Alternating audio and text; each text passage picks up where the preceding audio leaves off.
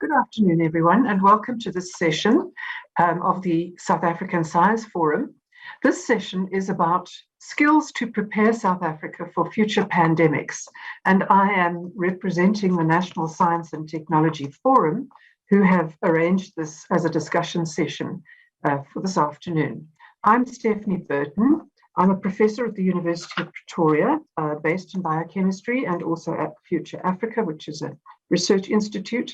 And I won't say much more about me, except that I have been involved in research leadership and various roles at the university. I'm the president of the Royal Society of South Africa and the vice president of the Academy of Sciences of South Africa. My job this afternoon, though, is really to lead a discussion which is going to focus on the monitoring and modeling and communication related to the skills that we need to handle pandemics. So let us start with something that I think we've all thought about, and that is that the world wasn't prepared for the COVID-19 pandemic. And what we really have talked about so often since we started with dealing with the pandemic is that we need to be better prepared for future waves of this pandemic, and of course for future pandemics, which we fully expect to come at us in the future. This is a session which comes also from a discussion that the NSTF held, a discussion forum that was held in February on preparing for epidemics, human and animal, and that was an online event where we had a number of panel discussion items, and during that it became very clear that there are some areas in academia, in research and in practice that are becoming more and more important in the context of needing to be better prepared. So when we ask ourselves, what have we learned? What have we learned about the current pandemic and the kind of skills we need? And what kind of specialists do we need? Who should we be training? What should we be teaching our students? In particular, the skills that we're going to talk about this afternoon have come up in that discussion. We have, of course, skills to do with specialized monitoring of outbreaks of communicable diseases, skills to do with studying the virus, the virology anyway, and approaches to the One Health concept in communicable diseases that go between animals and humans. We also need skills around data management, around mathematical modeling to monitor the trends in the spread of the infections and the success of the interventions. And the one that is my hobby horse, and I'm very much looking forward to, is the skill of communicating clearly to the public and engaging the public and giving them the kind of information that will influence them to make appropriate decisions. We have 5 speakers, and we are going to start with Dr. Ubumba Jaswa, who is currently a research manager at the Water Resources Quality Unit in the Water Research Commission. She has a PhD in microbiology and a master's in medical microbiology, and she has studied at the London School of Hygiene and the Royal College of Surgeons of Ireland. Her expertise is in microbiological water quality and how it ultimately affects public health. So she's the current research manager for the Water Resources Quality Unit, and she manages a number of different projects around microbial and chemical emerging contaminants and using water-related information to develop solutions around water quality. Her topic this afternoon is how can the skills for wastewater monitoring and early warning systems for pandemics be acquired and promoted? So Eunice, over to you for your few minutes to introduce your topic. Thank you. Thank you, Prof. Burton, for that introduction, and afternoon, everyone. It's my pleasure to speak a little bit on the topic, because as you can imagine, that is a broad topic, and we've been given, I think it's 5 minutes to kind of yes. give an overview. But I'm just going to share my screen, and hopefully everything will go. Just give me a second. Can you see my screen, Prof. Burton? Great. Okay. Okay, great. I think it should be in slideshow mode now. Okay, so yeah, as Prof. Burton introduced me, I am Obombajaswa Eunice, and I currently am with the Water Research Commission. But I've had a lot of experience in academia. I was with the Council for Scientific and Industrial Research for quite a while. So I do have a research background, although now my current work is really about managing research. I also do supervise quite a number of postgraduate students as well, scattered across South Africa. So I'm here to just talk about wastewater monitoring, early warning systems for pandemics, and the kind of skills that are around that. But as Prof. Burton mentioned, there are a number of skills that are sort of complementary with other fields when it comes to pandemics, when it comes to surveillance systems, and she also touched on quite a number of them that are also in my slides. But just to give a sort of just a brief background about outbreaks, epidemics, and pandemics, the big ones. I mean, in far back as we can imagine, Mycobacterium leprae first came on the scene, the first major pandemic you can say that the world experienced. Leprosy was a big deal. Those same methods that we're using now in terms of quarantining were used back then as well. Then we started with the Black Death, bubonic plague, which was written about in literature everywhere. That was caused by another bacteria as well, Yersinia pestis. Then we had once again another surge of bubonic plague, this time starting off in London, which is known as the Great Plague, which was eventually we were able to get rid of it through the Great Fire of London. That was well documented. And once again, the techniques of curbing the disease were the same. The quarantining, if people knew that you had it, isolation. Then we started seeing cholera outbreaks. And I know in the African continent, we still experience some outbreaks. I think the last big one was in Zimbabwe. We also had even a few outbreaks during the Hurricane Ida as well. So major outbreaks to do with bacteria, we started then seeing viruses coming on the scene with the Russian flu in 1889, Spanish flu, which everybody now knows about, 1918. You see pictures of people wearing masks, much like how we were wearing masks. We had the Asian flu coming in 1957. Ebola was a big one for us, and it still is, started off in Uganda in 1976. HIV, obviously, is a huge one that we're still dealing with right now. That started about in the early 1980s. And then we had the first SARS outbreak in 2003, and we currently find ourselves here in 2021 having experienced our sort of like first pandemic to mind due to SARS-CoV-2.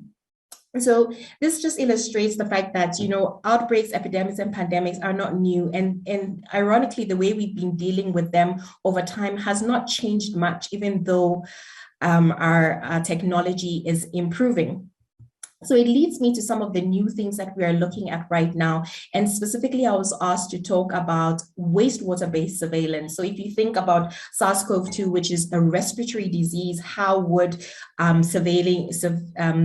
how would detecting a respiratory virus in your wastewater enable you to sort of develop an early warning system? And that's what a lot of countries took on the challenge in 2020 last year. So basically what happened was that people realized that actually the virus was being shed in our stools, was shed from stomach. You could pick it up. You could pick up the viral RNA in wastewater. And when you picked it up in wastewater, it was almost foretelling that, you know, infections were about to rise. Obviously, we're still at proof of concept stage, and environmental surveillance in a way is not new. It's been used for polio, but it's not been used as an early warning system. At the same time, too, we've also explored it using it for detecting areas where pharmaceutical and illicit drug use are happening among residents. So our wastewater can really tell us a lot of the things that are happening in our body, whether it's through infection, if an organism can be shed, or whether it's through something we've ingested and then we pick up the metabolites. So in terms of COV-2 and early warning systems, we are trying to see if we can use this detection in wastewater to identify areas that we think might be free from infectious cases, to determine re-emergence and persistence of infections, and also to see if whether COVID-19 has really been eradicated from our local population, which is what we do when it comes to polio. But in this case, obviously, our communities have to be connected to a sewer line, which is not really the case in South Africa. Some of our communities are not connected to the sewer line. So what are some of the necessary skills in an era of pandemics that we need? And like I mentioned earlier, Prof. Burton touched on that. Theoretical skills, if we look at undergraduate courses, I mean, molecular biology, computer programming is a big one, which I think we really need to go back to. Genetics, stats, public health. At master's level, it's more of the now integrating a little bit of these core subjects. So your bioinformatics, computational biology, epidemiology, biostatistics, and obviously public health. When you look at applied skills, data mining, machine learning, AI, I forgot to include AI there, database management are key. Knowing what to do with next generation sequencing, even if you have the high performance computing capabilities, not everybody can work with that kind of infrastructure. And ironically, even though we're thinking about a lot of molecular based type skills, we also need to really develop our pathogen culture capabilities. So you will notice that in South Africa, not a lot of universities or institutions can culture viruses right now, which is something that obviously we have to develop, because that's the proof of the pudding when an infection has taken place. Then surveillance is a huge issue right now. We're thinking One Health, transdisciplinary approaches between human, animal, plant, and environmental conditions as well. And then also looking at joint pathogen detection programs and human and animal vaccination campaigns and programs as well. Those are the kinds of skills, people who can bridge those gaps. Then I think another big one is laboratory administration, coordinating various levels of a laboratory network in order to be able to really collate information once you start seeing infectious cases coming up. And then another big issue is ethics in relation to data use. So when we look at wastewater-based epidemiology, for instance, because you're looking at a community sewer line, there's no individual data available. But if we want to start drilling down, what are the ethics around using people's personal information, be it what they have shed from their body, and what are the privacy situations around that. So that also, we need skills in thinking around those concepts as well. Then in terms of promoting essential skills in pandemic, I think we have to sort of illustrate the clear examples, the need of these skills, not just for managing the pandemic, but for other diseases as well. We have to have continuous education and skilling of those who are already in our workforce, and then long-term investing in pure science education right from primary level, as well as making sure that we do have well-resourced laboratories as well. So I think that's my spiel. Yeah, it was a fast one, but hopefully there were some take-home points from that. I just want to thank you all for listening. Thank you. Thank you very much indeed for a very comprehensive coverage in a short time. I'm going to go straight on and introduce our next speaker, who is Dr. Marieke Fenter. She is a virologist. She has a PhD in medical microbiology and has been for a while the director of one of our research centres at the University of Pretoria, and that's the Zoonotic Centre for Viral Zoonoses in our Department of Medical Virology. She has also been working with the NICD. She was a co-director for the Centre for Respiratory Diseases and Meningitis at the NICD, and she has a number of other areas of expertise around One Health, global disease detection, and zoonoses. So I won't spend much more time reading more of her CV. It is online, But Professor Fenter, if you would like to go ahead and give us your presentation, 5 minutes. Thank you.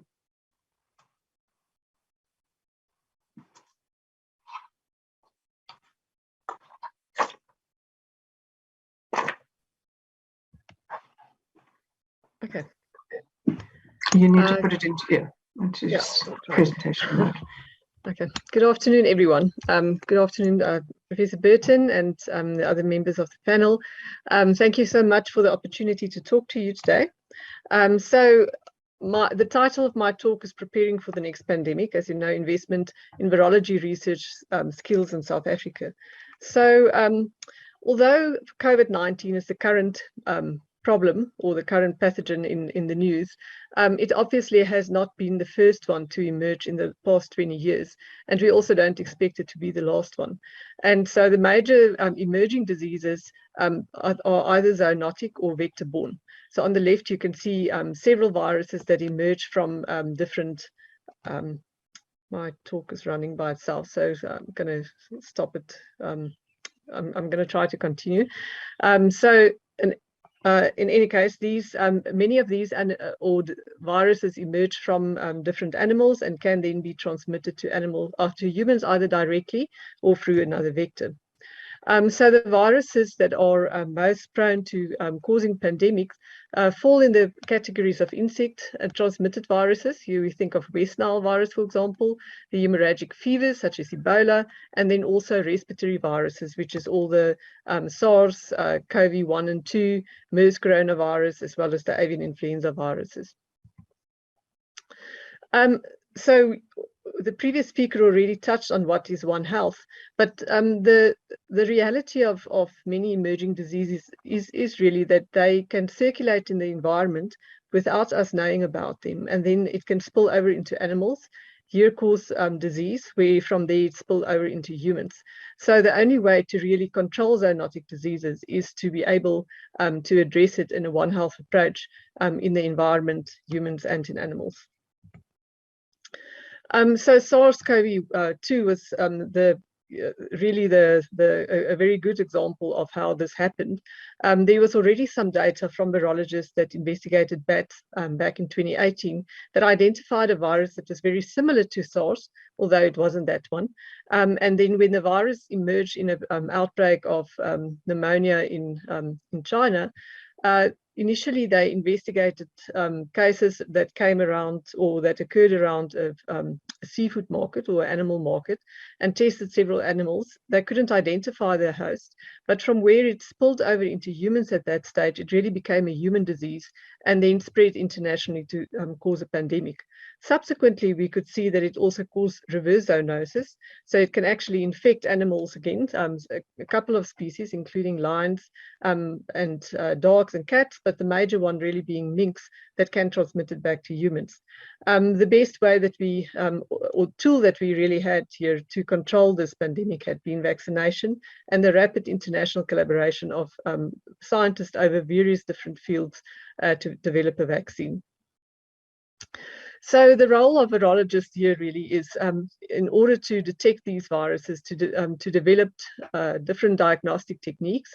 This includes molecular tests for specific diagnosis, but also for virus discovery, serological tests, because many viruses disappear very quickly or it loses its viremia, and then you can only test for the antibody levels, some rapid tests as well, and all of these contribute to the rapid diagnosis of viruses during a pandemic. Then also syndromic surveillance. So if you look for respiratory disease, there's several different viruses that can cause it, but specifically now for COVID-19 over the past 2 years, we could show that we had these three waves of outbreaks. And really, why does this happen?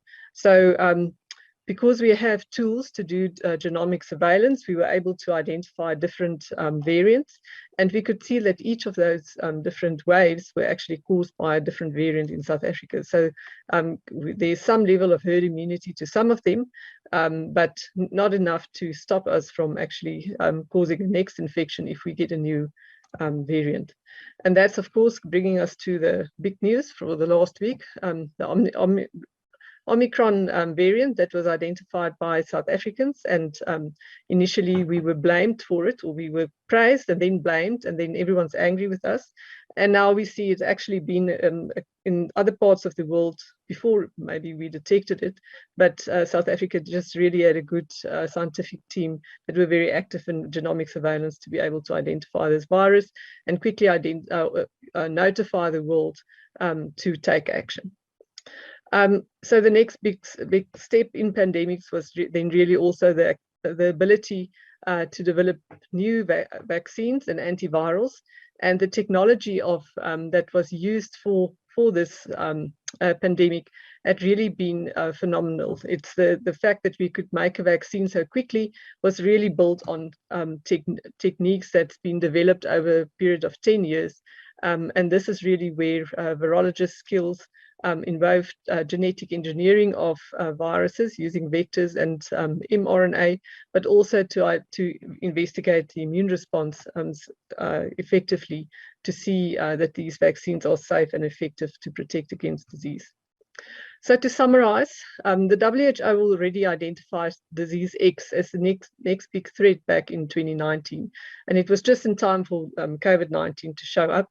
So how do we prepare for the next pandemic? Pandemic preparedness plans have already been developed for influenza, and it's actually just applied now to the new diseases that we see. This consists of multi-sectorial transdisciplinary collaboration. The One Health approach is extremely important, but then also laboratory capacity is named as one of the major targets for a pandemic plan.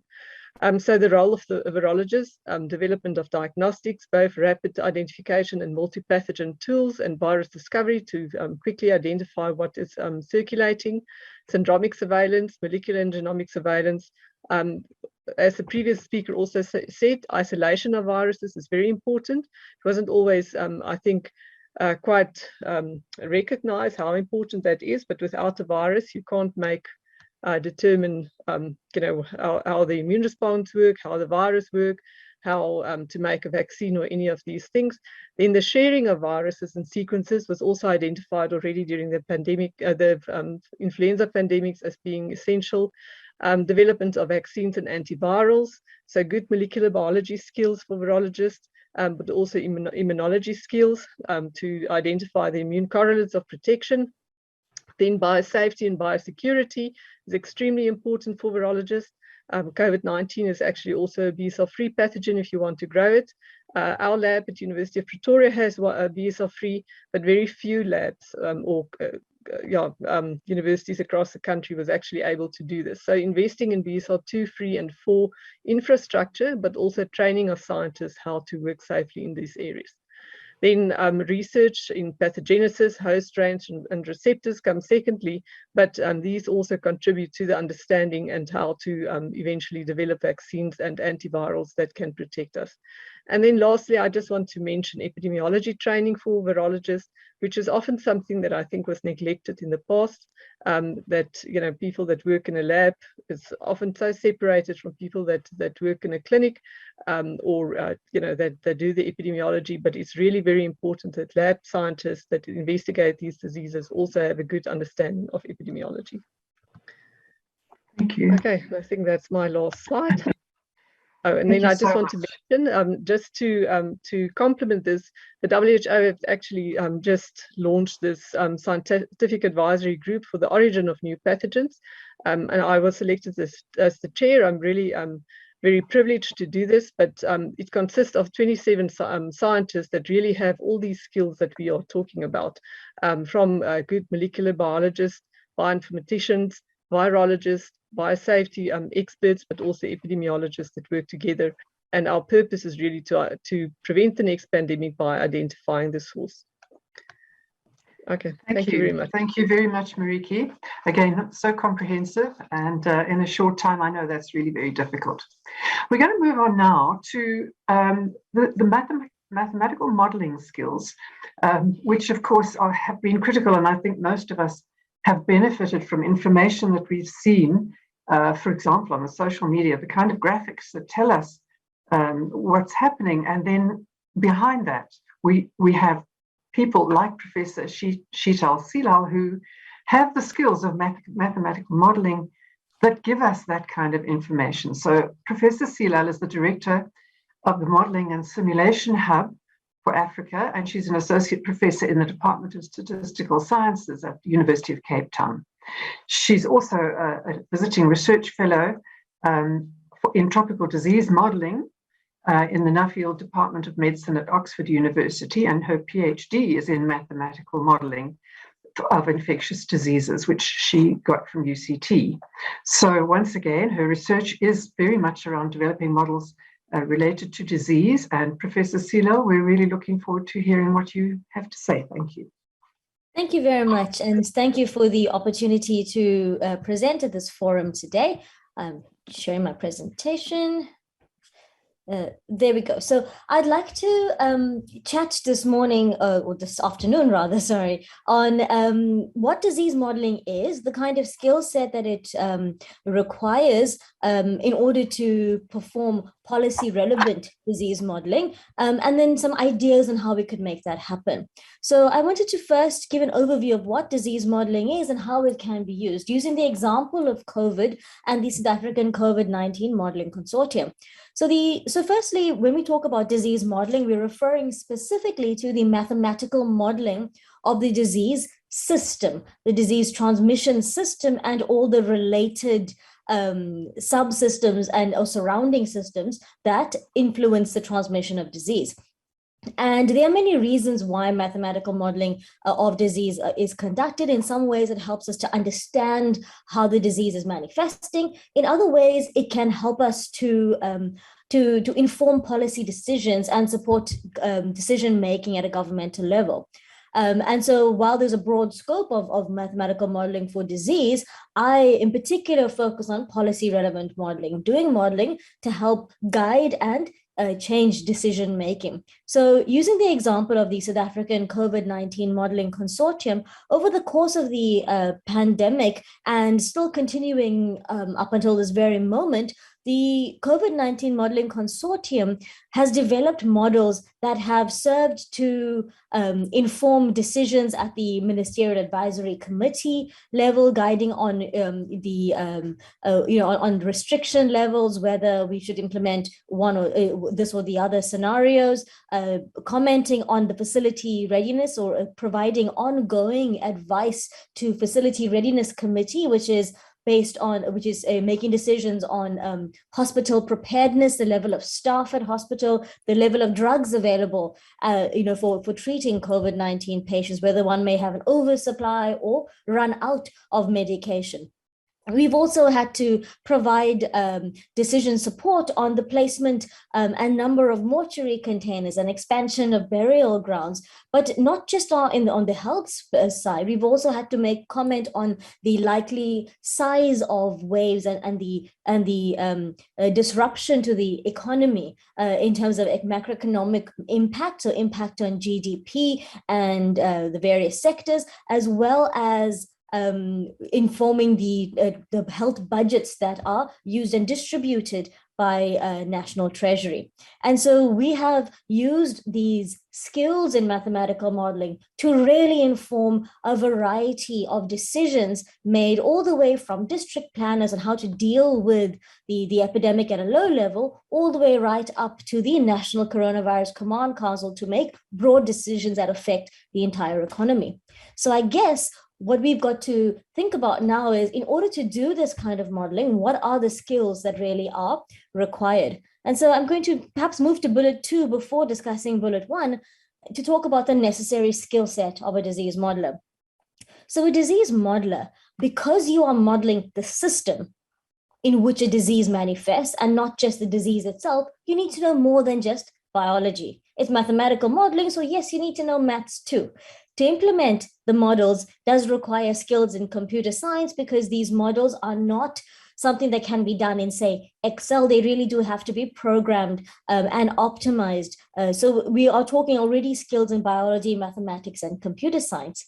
But even that is not enough. We can see how different diseases, let's say COVID, for example, has been managed differently in higher income countries versus lower income countries. We can see this with respect to equity of vaccination, for example. We know that's quite topical at the moment. And so a disease modeler needs to have a very good understanding of the public system, the public health system in which the disease is manifesting. So how does the population access treatment? Do all in the population have equal access to private healthcare via medical insurance, or is there a mix between public sector access and private sector access? How is the health budget distributed across the various sectors? Because we have only a fixed pot of money, but this money needs to be spread and allocated to different health sections. And so a very good understanding of health-related economics is also required.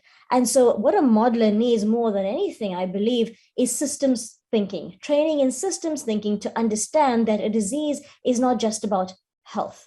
And the policy decisions that are made on disease do not just affect health alone, they affect livelihoods as well. And this needs to be considered. And so what I think is then required in order for disease modeling, like we've seen in COVID-19, our example in South Africa is well known worldwide for being quite effective.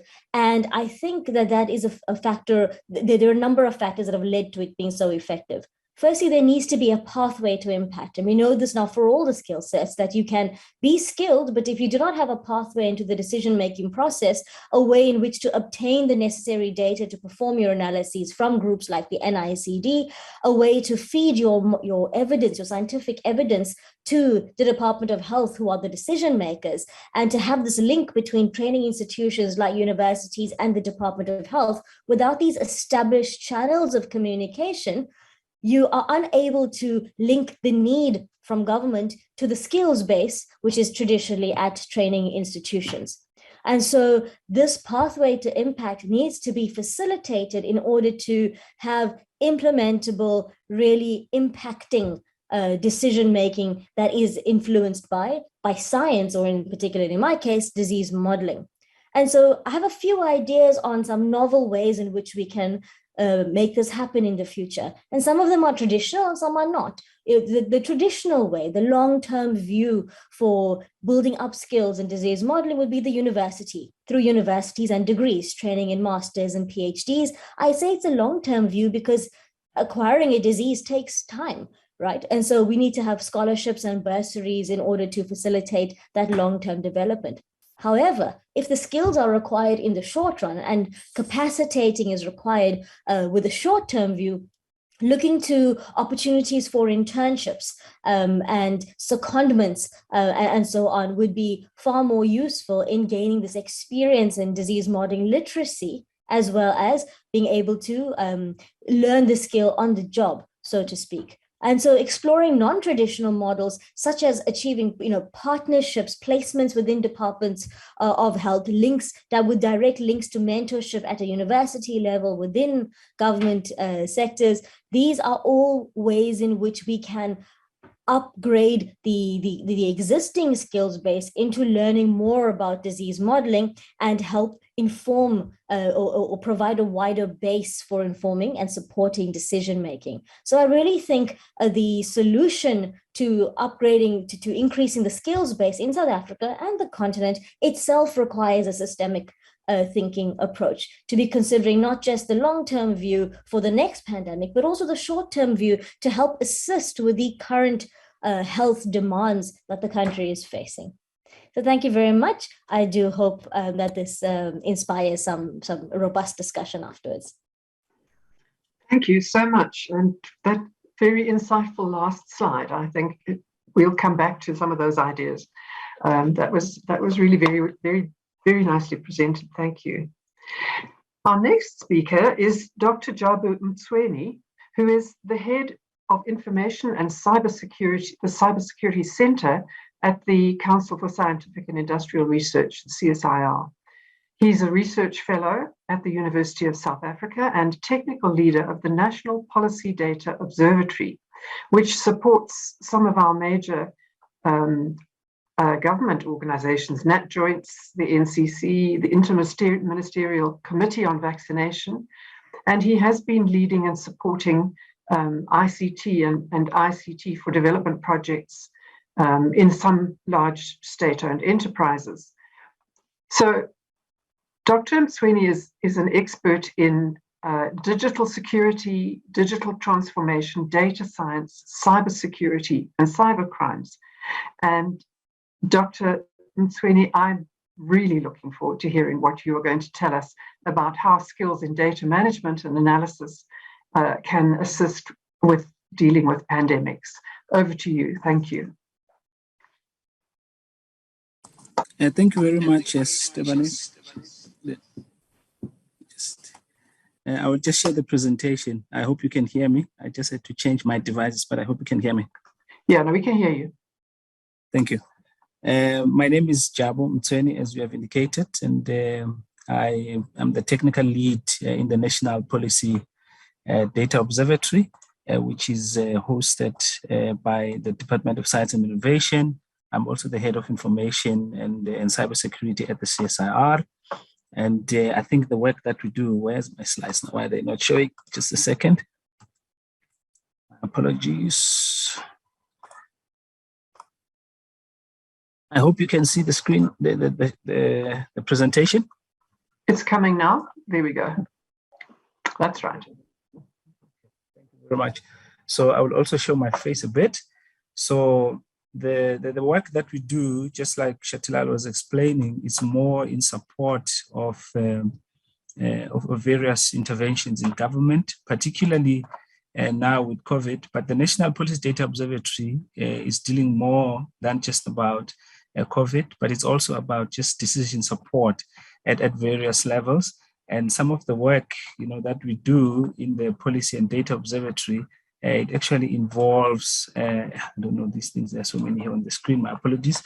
It involves assisting, government, particularly in terms of decision support and with some storage services for the data that we collect, some analytics, basic and advanced, the trends, a building of some of the technologies that we use to actually report on this data. It also includes issues of some forecasting, and as well working with other entities in terms of modeling. We are already making some contributions into structures such as your net joints, your interministerial committee on vaccination, including supporting the Department of Planning and Monitoring with regards to monitoring various socioeconomic indicators. And I think when we talk about data and decision support capabilities in the time of pandemics, we have realized, particularly now with COVID, that the data insights are very, very critical in understanding the trends and what is happening with regards to the pandemic. And with COVID, for example, understanding issues such as the trends in the provinces, the districts, because one thing we have realized is that a virus does not behave the same in South Africa. Also, it might not behave the same in one district over the other. But there's other stuff, that is very critical, and I will talk about the skills before, is issues of mobility patterns. And we have realized that in the digital transformation era, we are generating a lot of data that could be used, to understand the spread of diseases, but also to understand the effectiveness of our restrictions, including monitoring some of the decisions that the government is making, whether people are complying or not, as well as understanding some of our strategies that we put in place, whether they're effective or not. But over and above just dealing with the pandemics, and I think the previous speaker did mention this, we are dealing with 2 or 3 issues here. We'll be dealing probably with processes, dealing with technology, but also dealing with the social aspect, when it comes to issues of behavior. So in as much as we might be tracking the pandemic, but we also need to understand the social sentiment around this particular pandemic, because that has a bearing on how people respond to it and how effective our responses are into this. And then when we look, for example, here I'm going to talk about the skills, and it's we normally rely on this framework, which is socio-technical systems, and it's used quite a lot in big projects, whether people are organizing World Cups or even with the pandemics, because it's not just about health, it's not just about technology, it's not only just about one thing, but it's a combination of various factors, both social technical, including culture and infrastructure. Hence, the skills that we need is a combination of various ones. So we need, for example, health expertise. We need the technical expertise, as the previous speaker has spoken. We need people who could understand mathematics, but we also need people who understand, the behavior of people, even people who might understand migration patterns, and many others. Because of time, I'm not going to explain a lot, but I will just deal with it in one last slide. For example, some of the work that we do in the National Policy Data Observatory and some of the skills that are required, the issues of research and monitoring is very important, because generally some of the data that might be in the media and stuff like that may not necessarily be the correct data. So it's very, very important that when we want to deal with pandemics, we build skills that are very much, core, particularly when it comes to research. But the mathematical skills are very important, particularly for forecasting and for projections and for doing the modeling. Data science is also one of the core things, because there are nowadays a number of tools that could be used, to understand data from different angles. So we need to build those kind of skills. And then I think statistics is still very, very key to build those kind of skills, because they play a big role, particularly when we communicate with the public.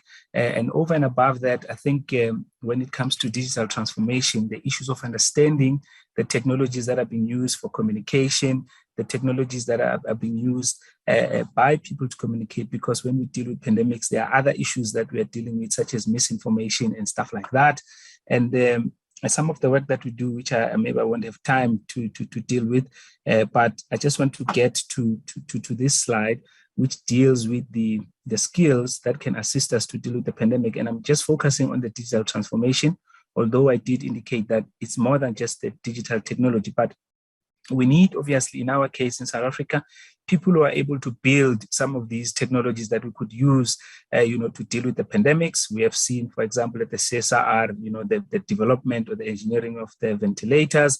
We need skills as basic as they are, but in communication, particularly, when it comes to us as scientists communicating the data and making sure that the community understands this much better.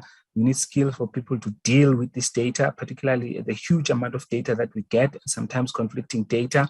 We need, obviously, artificial intelligence, and I think the first speaker has spoken about that. The infrastructure is also very, very key, and we need to build skills for people to be able to handle these infrastructure, including, obviously, people who are able to deal with these new technologies. Over and above that, as much as we might have skills in terms of the people, but we always believe that the success of any intervention depends on people, but it depends also on the processes that are in place. In other words, whether it's policy, it's standard operating procedures, and then the technology being an enabler. For example, in dealing with pandemics, advanced healthcare research and innovation is very, very important, because generally when you want to build skills, you don't build them during the pandemic. You need to build them before. Hence, it's very, very important through universities and other entities to continuously build capabilities. The issue of proactive and real-time surveillance of various health issues is very important. COVID, we started building our system in the country, but we need to do this continuously and make sure that we are not caught off guard, because pandemics will always be with us. And the issues of health information system readiness, very, very key. And I see in South Africa, for example, most of the things we have, we're building them on the fly, but it's very important that we have these systems ready, including the healthcare modeling, particularly on burden diseases, not just necessarily COVID, but HIV and others. And I think human capital, above all, should be core in everything that we do, because skills, we need them across the board. And my apologies for rushing, but thank you very much. I will stop here. Thank you. Again, absolutely fascinating, and something which I think links very, very well with what our next speaker, I think, is going to say. Everybody who's spoken this afternoon has mentioned communication, and I saved this presentation for last because, in my view, it's one of the most important things that we ever talk about and ever use. So we have Ms. Tessa Dooms, who is a communications specialist. She's a development consultant and a member of the COVID Comms board. COVID Comms is an NGO committed to communicating effectively about the facts related to COVID-19. And I'm sure she is going to communicate with us about how they go about doing that. So Tessa, thank you very much. Over to you. Good afternoon, everybody. Thank you so much for the invite from the COVID Comms team to really the heart and soul of this pandemic, which has been the science and our need that we saw very early on in this pandemic to contribute to communicating the all-important facts of this pandemic. I'm hoping that my screen is going to be shareable. I'm not sure if it's already sharing or not, but I want to. Yeah, so I'll be pulling up something in a moment. So let me actually do that now so that you can see it there. I wanted to put up our website as we go. I hope you can see my screen now. Not yet. No.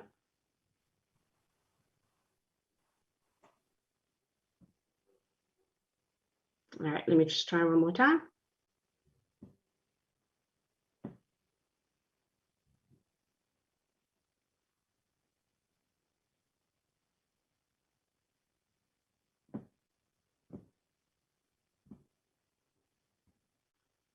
Is it sharing? No. Oh my. That's a bit of a concern. There we are. It's started now. Oh, great. Perfect. So you can see the website. Yes, we can. Perfect. Thank you so much. All right. So let me tell you a bit about how COVID Comms began and then just walk you through the 7 things that we've learned about communications and that's informed the work that I'm going to show you today during this pandemic. Before the lockdown began last year in March, we understood quite quickly as communicators that government was going to start communicating as government does in a very one-directional way, and that science was going to inform what government said, but there was going to be a need to simplify what people hear. Because between the way government communicates, which is usually in very cumbersome terms, and science being complex, we needed people to be able to quickly respond to the messaging that they're getting. And we then decided we wanted to bring in a communications platform that simplified messaging, which is really the first big lesson for communicating in a health crisis situation. The need to get information in ways that people find easily accessible, which is why the platforms that we chose, the virtual platforms and the content types that we chose were about accessibility, making sure that people could easily use things like the website. People were able to access content on their phones in the form of WhatsApp messaging, and that people were able to get the information in plain language, so that we take those concepts and those ideas that are coming through and we make sure that they're in as plain an English language as possible, but also in as many South African languages as possible. And so what we go on in terms of our ethos is that simplicity is key, that we have to know and understand the background, we need to understand the research, but the ways in which it gets to the public must be in a form that is easy to read, easy to understand, and easy to respond to. So I wanted to give you just a sample of what we mean by simplicity. So here you have one of our infographics, and infographics were one of the most important tools we've used from the beginning. That takes a scientific set of ideas, we break it down into an infographic that is very small, bite-sized, could sit in somebody's phone very easily and be shared on WhatsApp. But here you have plain language, and as you'll see, we then have that translated into other South African languages. This was our first innovation in the space that we thought was important, and one that we've kept throughout. Not only in our infographics, we've also done animations, we've done live action videos, which look more like adverts, and we've done radio inserts. Again, taking the same messaging and the fact that it's in simple language and in different languages, South African languages, and making sure that people could relate immediately to the information. Which brings me to the second point, which is about the facts. For us, research has been key. So we've not done this on our own. We've reached out to scientists, we've reached out to health communicators, we've reached out to people who worked in different government spaces. We've been part of the national teams that have been set up by the Department of Health and GCIS to make sure that we're getting the most recent information, that we are on top of what the scientific debates are on different issues, and that we're responding with facts. We wanted to give people facts rather than our own views or our own opinions. And so we make sure that the information that we have is verifiable, and that we don't give people anything that we can't verify ourselves through experts. The third is also related to what the facts are, but it's about responsiveness. And we really wanted to create tools that responded to what people were saying. So the ways in which we determined what was necessary from time to time as we were creating information was by doing social listening. Social listening would happen through how people interacted with our website, how people interacted with our social media platforms, and the responses that we would get through the various WhatsApp groups that we run in order to get information. The Department of Health also then put in place some monitoring systems of their own and created social listening tools. Social listening tools have been absolutely crucial to understanding what, especially in terms of myths and facts, needed to be responded to within the COVID crisis. And I think we've been able to do that in ways that keep abreast with the changing information flows within society. And part of being responsive is about seeing how do we bring technology to bear on the ways in which people need to get information. One of the outcomes of that, for example, is a vaccination site, an interactive vaccination site. We've realized that part of what has been hindering people's vaccination hasn't only been about hesitancy, but just about getting basic information on where their closest site is. We wanted to create platforms that respond to that need, and so we've created a vaccination site, and we've made sure that all of the content that we have on our website is responding to what people are saying in the moment. So you see different categories of information that we have on the website. Something else that I wanted to show you just before I move on to my next point was just also the glossary. When we talk about the plain language tools that we had, what we did was we created a glossary that had the medical terms, plain language English terms, definitions, and then translations into all South African languages. Again, here we brought in a combination of government officials, scientists, and communicators to help us get through the process of compiling a tool like this. We believe that when it comes to the ways in which people receive information, the information needs to be relatable. One of the things about communications that's absolutely important is that different languages communicate different things. They rely on different idioms, different understandings of the world, different cultural perspectives. And so translation for us was important because of that, not only because the terms are complex and scientific, but the way you tell the story about what's happening needs to relate to people's lives, and language is a key part of making science relatable. One of the things about misinformation and the ways in which misinformation has spread in the country, but as a general principle, is that misinformation relies on simplicity, but it also relies on trust and relatability, where somebody you trust is giving you that information and they're giving it to you in a way that is a story that they're telling about your life. And so people, when they're having conversations about the impact of the vaccine, aren't having conversations that are deeply scientific. They're asking questions about their lives, the ways in which the vaccine might affect their fertility, the ways in which it might impact on their, the side effects might impact on their short-term employment opportunities. They're talking about things in ways that relate to their lives. So we believe that we need to make information relatable. Language is one way of doing that. But the other ways of doing it is about building trust. And that's the last part of the communication story that I want to tell. It's a story about trust and empathy. And for the majority of this pandemic, a lot of the messaging has been what we call above the line content. It's been what's the bottom line that people need to know. It's been short, sharp messages that just communicate the most basic information above the line.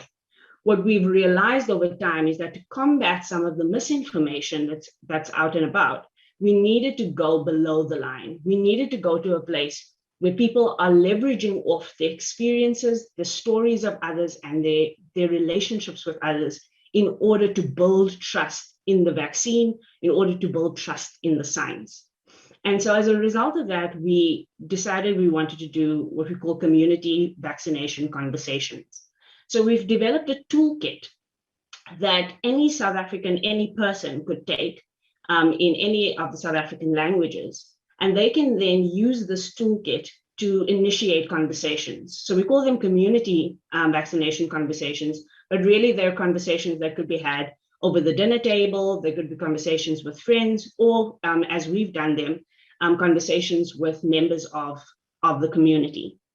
And I wanted to showcase just a part of our toolkit video to give you a sense both of the ways in which we've communicated through multimedia, but also what we've put together in terms of a toolkit that not only gives people access to the information that we've gathered over the last year and a half, and that we're continuing to build, that gives reliable, factual information about vaccines and helps people answer questions that their family, friends, or community might have.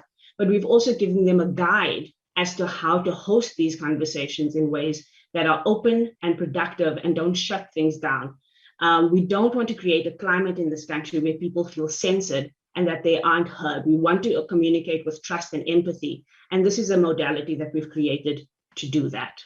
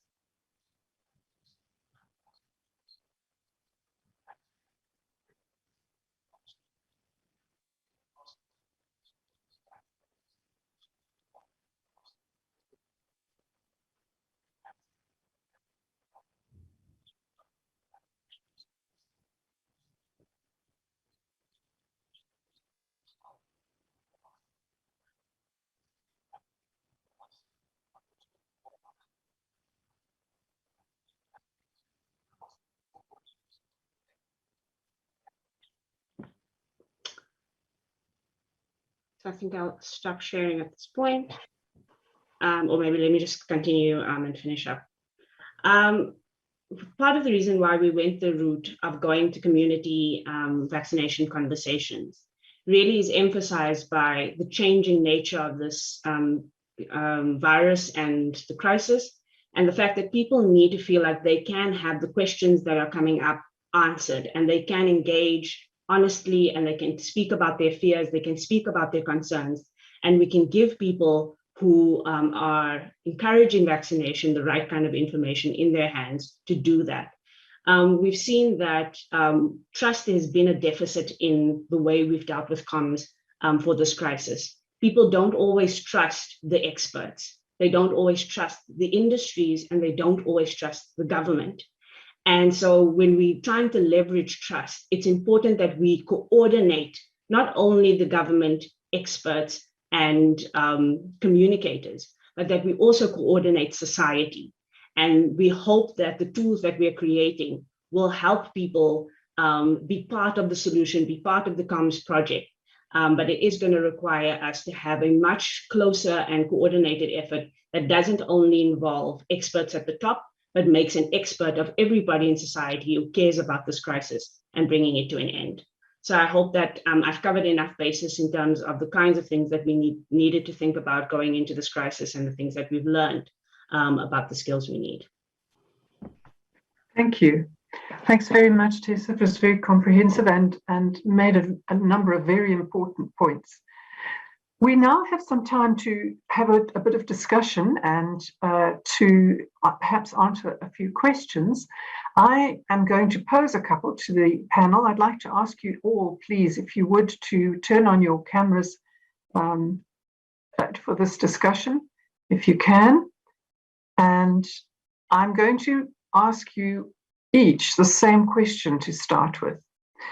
And I think, and then I'll ask each of you to give your answer, and then I'll invite you to make any other comments. I want to preface it by saying this. We've heard today from a range of different disciplines, and at the same time, we've also heard each of you as experts in your areas speaking about different sectors that you relate to and that you work with or for. So government departments, the community, academic environments, NGOs, and so on. So each of you has a kind of network of organizations that you work with or that you provide information to. So my question to each of you is, how do you manage the very important aspect of that, which is collaboration? You know, if we were to put the six of us around a table, there would be any number of different ways in which we could collaborate. And I think the collaboration between departments or sectors is something that we don't really pay enough attention to, but it could be very, very productive. So my question to you is, what are your most important collaborations? And which collaborations would you like to develop with other sectors that would help in your area to help you to make progress? Marieke, should we start with you? Yes, well, I think collaboration has really been key in my career and in all pandemic investigations that we've ever done, or epidemics. If I currently just the COVID-19 collaborations that we have, my lab is part of the Next Gen Sequencing National Collaboration Network, and it's really been amazing how, you know, the group just came together. We share specimens across, you know, different universities across from the NHLS to the academic labs as well. The surveillance that we do with NHLS, that's a diagnostic setup for the country, and then, you know, we do the academic side to identify the relevant specimens to sequence, and how we quickly identify these different variants has really been unbelievable. And I must tell you, I think it's probably the most active and personal type collaboration that I've had, where they generated WhatsApp groups, and, you know, you don't feel so alone in some of the things that happened around the identification of this variant, which has actually been quite stressful for a lot of scientists. Apart from that, then the international collaborations. So on One Health, I've worked in One Health for a long time. And locally, I've had a veterinarian surveillance network that work with me. I'm a human medical virologist, but because we have a BSL-free lab and we work on zoonosis, we have veterinarians from across the country that will look out for zoonotic diseases for us that we then investigate and test and send back to them. But then through international networks such as WHO and the CDC before, or my funders are in Germany at the Robert Koch Institute. We've really had very active international networks that made our work very relevant, and we're able to buy into some of the training that one would also need. I was not trained as an epidemiologist, for example, but in the time that I worked for CDC, it was really hammered on me that I'm not an epidemiologist. But it also reminded you how important it is to be a good lab scientist. And so from the influenza world, working with WHO and seeing how important it was really for countries internationally to share every year we share all the influenza strains that are circulating in order to update the vaccine internationally for the Southern Hemisphere and the Northern Hemisphere. And it's really in virology, I think it's such a global network that's really important to make it work. So both on training level, so obtaining the skills that you need, but also information exchange is really extremely important in a pandemic world, I think. Thank you. Just going according to how my screen is, Eunice, what are your most important collaborations, and what would you like who would you like to collaborate with? Okay, so I think for me, I'll talk from the perspective of coming from a funding institution. So the Water Research Commission, what we've done is we fund across what we like to see the value chain of water research. So we fund mostly academic institutions because we know where the excellence lies in terms of core research, even blue sky research. But then we also fund SMMEs because we know that once research has been developed, we need to have that pool of innovators within the country, entrepreneurs within the country who could take advantage of that knowledge. So for instance, last year we had the funding that we dedicated to CSIR, Water Lab, UCT, to fund work on this proof of concept with wastewater-based epidemiology. But at the same hand, we were also funding some entrepreneurs who had developed mobile hand washing stations, because obviously hand washing was a big drive during the COVID pandemic, and it wasn't all areas that had hand washing and soap solutions. So we funded that. We also funded communication experts to talk about water-related issues. So for us, it's really understanding how to get messaging across, but knowing that funding has to be put into the different sectors to make water research really applicable to everyone. That being said, also, we were also part of funding international groups. So if you look at Horizon 2020, when it comes to water-related work, if you look at the JPI, Joint Monitoring Programs that Europe runs, Water Research Commission actually puts money there so that when South African researchers apply for water research, they're able to take the money and actually apply it to South African situations. It's not money that's spent outside. So I think for WRC, collaboration is key to us. And then when you look at our projects that we fund, so for instance, let's say the University of Pretoria, let's say, applies for a fund, we make sure that within that there is adequate collaboration. We do not expect expertise to be always covered by UP. We expect our project teams to acknowledge expertise that sit in other areas. And I think that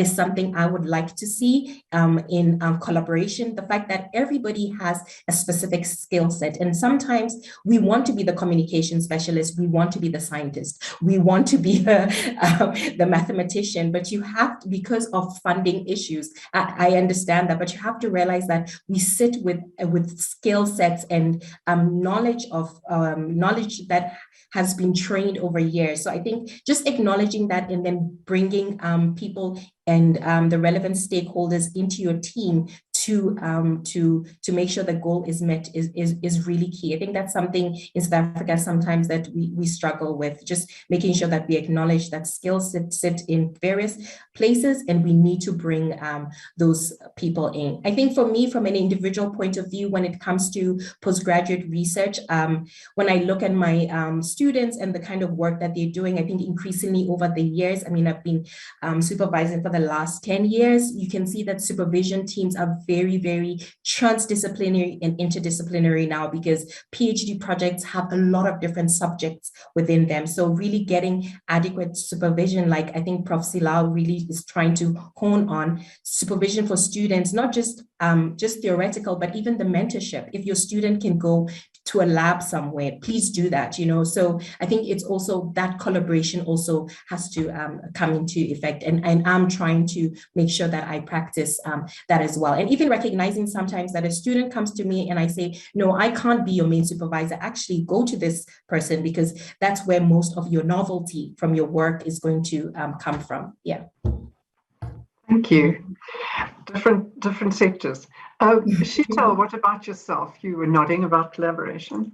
Yes, indeed. I think I echo many of the sentiments Prof. Fenter had raised earlier, that COVID-19, I think the idea of an emergency situation and the want to be able to be of use to your country, to serve your country, meant that many collaborations were formed without perhaps the usual kind of territorial type of issues. So one such collaboration for us was the Modeling Consortium, which is 3 universities with the NICD and the Department of Health, who would ordinarily have been competing for the same local pots of funding and so on, but seamlessly came together to do joint work.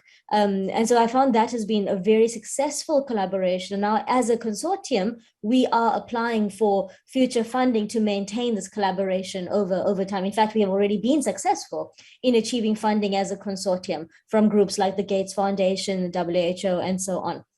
And so that's an example, I think, of a successful collaboration. We've recently started another collaboration that I believe is quite important and gotten some funding for it. Again, between 3 universities, but linking modeling to macroeconomic modeling as well. So linking disease aspects to the macroeconomy. And this is something that I would like to see grow, because right now it's a small collaboration as we are trying to start this area of research in the country. But that is definitely a collaboration that I would like to see grow, because it speaks directly to what I was mentioning earlier about diseases and their management not just having health consequences, but really we've got to take the macroeconomic impact into account as well. So that would be 2 additional points from myself, but also to second Eunice's comments on active mentorship and the importance of cross-disciplinary supervision. I believe that these are vital ways of getting the students that we are training linked to the real world and the areas that they're supporting quicker. We need to accelerate or catapult, which is perhaps worse imagery, but really accelerate their ability to migrate from the student mindset to the researcher mindset. And I think that takes active mentorship to do so. That's a wonderful point. Thank you. Jabu, what about you? Thank you very much, Stephanie. So I think collaboration, as my colleagues have indicated, is very core to a number of things or interventions, particularly if we are to be successful. And I think COVID-19 has really demonstrated that if we work together, there's definitely a lot of mileage that we can reach.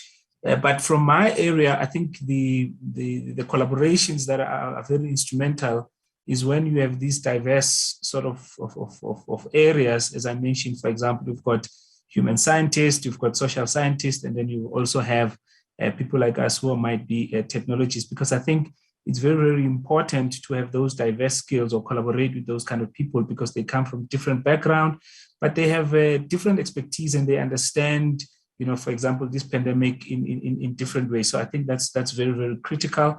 But also, as we respond to these pandemics, I think the collaboration with the universities, it can never be overstated. Is very, very key, particularly to build, the skills, and not only just for the student, but also, the lecturers, the researchers, and so on and so forth. Because we need to understand as well that South Africa is a little bit unequal. So you still have historical, previously disadvantaged universities that still need some uplifting. So we need to involve those particular researchers as well, so that at least we all go together. But I think the other core thing for us in terms of collaboration is about collaborating with young people, particularly in this fast pace of pandemic, because I believe that young people, are the future, and we don't have to leave them behind. It's very, very critical across maybe, and I think Eunice did mention this, whether it's in SMME arena or it's in the NGOs or it's in universities, we need to bring them on board,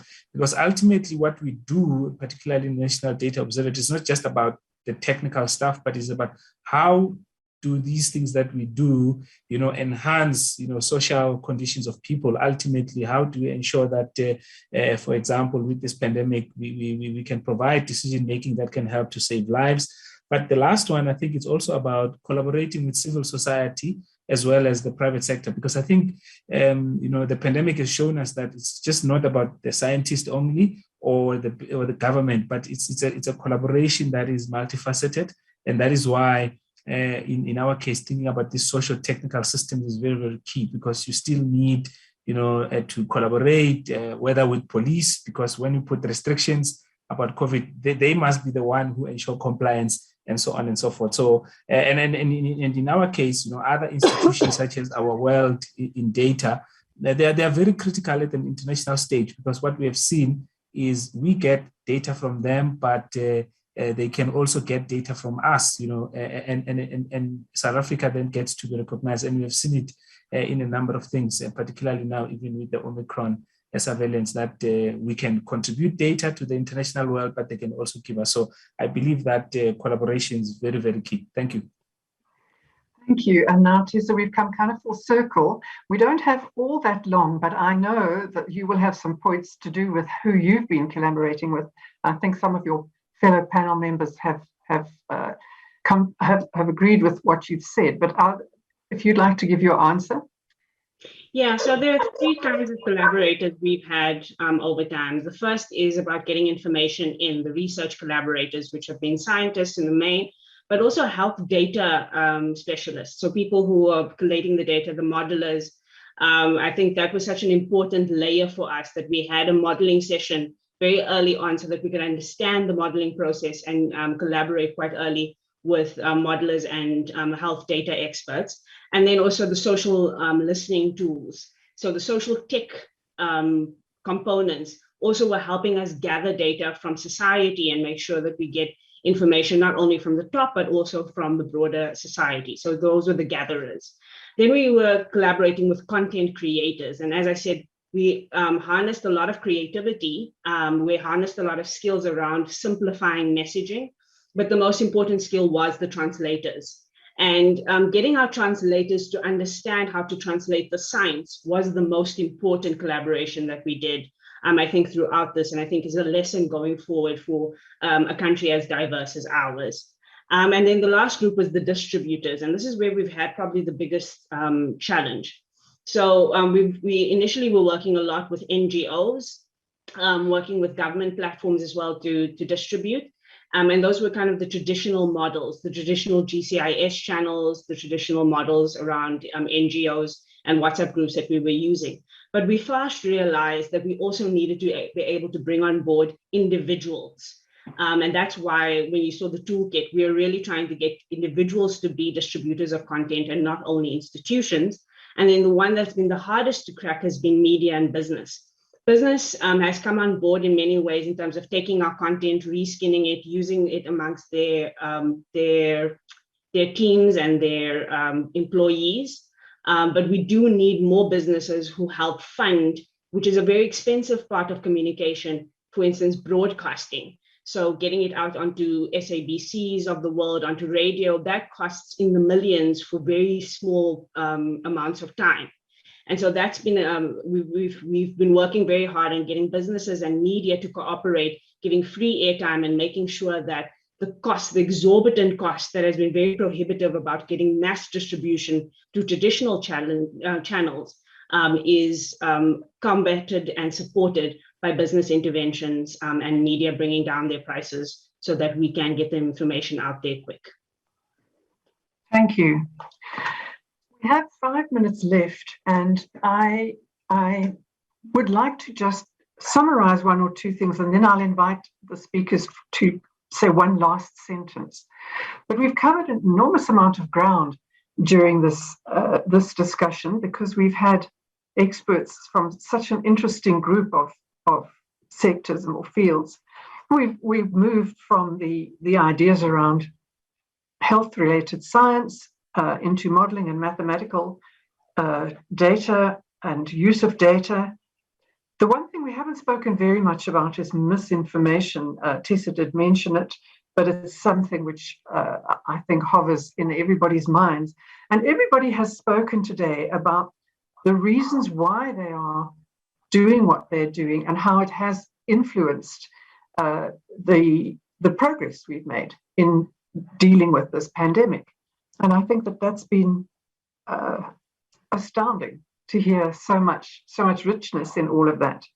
I think the other parts that we haven't covered very much, but have been there in some of the discussions, are around influencing policy and the way in which we can influence the decisions that are made, not only by the community and people, individuals in the community, but also decisions that are made at government level. Jabo did mention some of that, but I think it's a really very interesting aspect of what we need to do going forward. We do know, of course, that changing policy takes time. And this is not something that you can do overnight.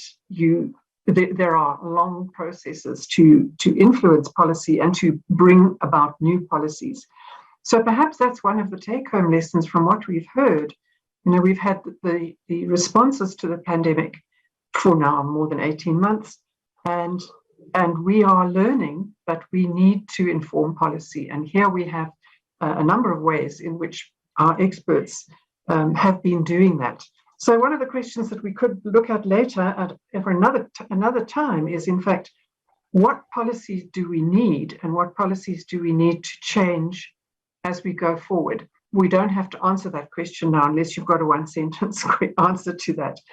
And I think the other aspect that I want to just bring up is the very important one that was mentioned by some of our speakers, and that is about public trust in scientists and the importance of having the public believe and trust the information that scientists give them, as opposed to, as Tessa said, those who create misinformation. That's just a tiny sample of the conversation we've had this afternoon, but I'm going to, as I say, give the panelists one last chance to express one view in one sentence. Tessa, would you like to go first this time? Yeah, what I will say that what the missing piece for me has been is health communicators, especially in government and among journalists.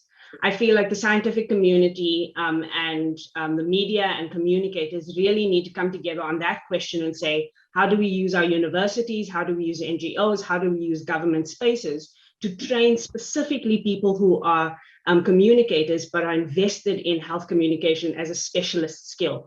If we get that right, I think we'll do a lot for the system, not only now, but going forward. Because like you're saying, the way things are communicated and the honesty that we can create and trust that we can create is exceptionally important. And that's not something I'm expecting a scientist to do by themselves.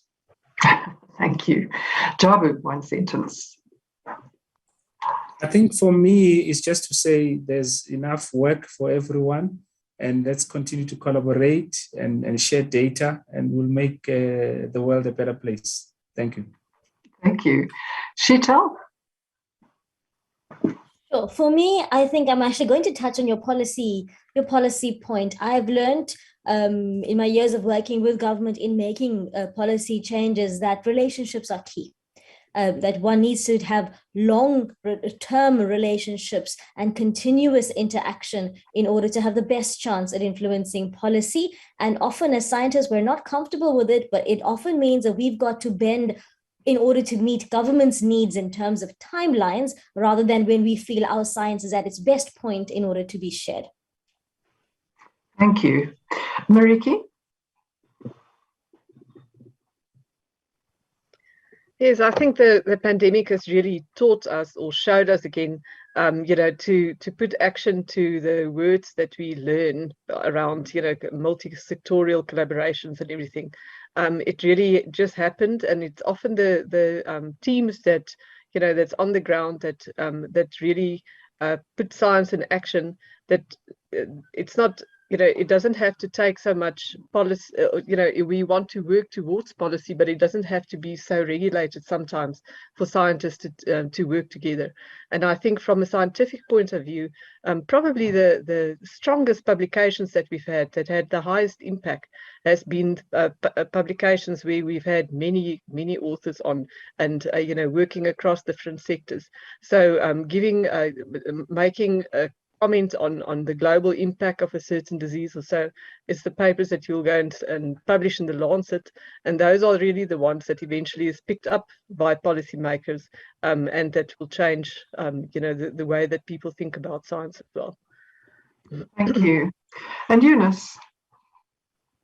Yeah, I think for me, it's really about One Health. I think that is one, to use the word one again, but it's really about One Health and people understanding that human animal environment, the interlinkage there is really, really critical to keeping public health, and it's global public health. I think this pandemic has really brought that home. So I hope that is something that we can move forward with. And in One Health comes collaboration from all disciplines. So yeah, I'll just like to end with that.